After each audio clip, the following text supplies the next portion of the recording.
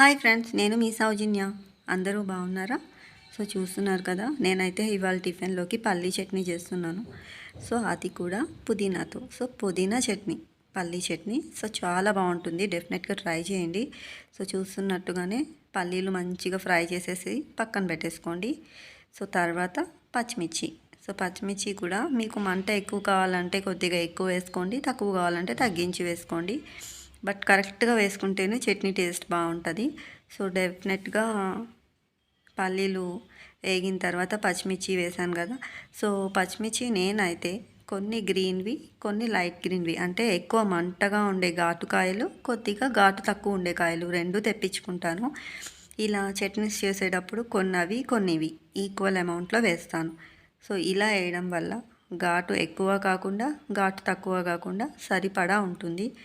So ఎప్పుడైనా సరే మీరు చట్నీ చేసుకునేటప్పుడు ఒకసారి ఇలా ట్రై చేయండి. అచ్చంగా ఒకటే కాయలు వేయకుండా రెండు రకాల కాయలు తెచ్చుకొని పచ్చిమిర్చి ఇలా వేపుకొని చూడండి.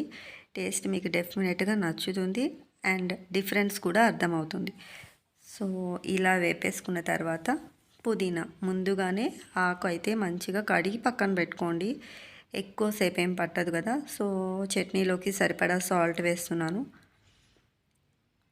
అండ్ పుదీనా ఆకు కడిగి నేను పక్కన పెట్టేశాను ముందుగానే. సో దాన్ని డైరెక్ట్గా ఆయిల్లో వేసేసాను. ఆకు ఎక్కువసేపు అయితే ఏం పట్టదు కదా. సో తక్కువ టైంలోనే అయిపోతుంది. సో ఇందులో స్పెషాలిటీ ఏంటి? సో మీరందరూ చూసే ఉంటారు, జైలర్ మూవీ రజనీకాంత్ సార్ పుదీనా పచ్చడి లేదా అని అడుగుతారు. సో ఎన్ని ఐటమ్స్ ఉన్నా కూడా సార్ ఆ పచ్చడి ఎందుకు అడిగారు? సో ఆ టేస్ట్ అంత బాగుంటుంది.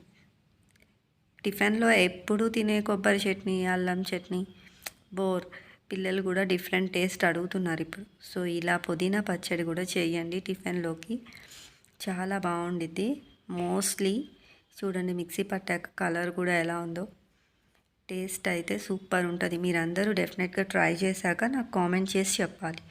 ఇడ్లీలో చంపేస్తుంది టేస్ట్. తింటే మాత్రం ఎవ్వరు వదిలిపెట్టరు, ఎక్కువ ఇడ్లీలు లాగిచ్చేస్తారు కూడా.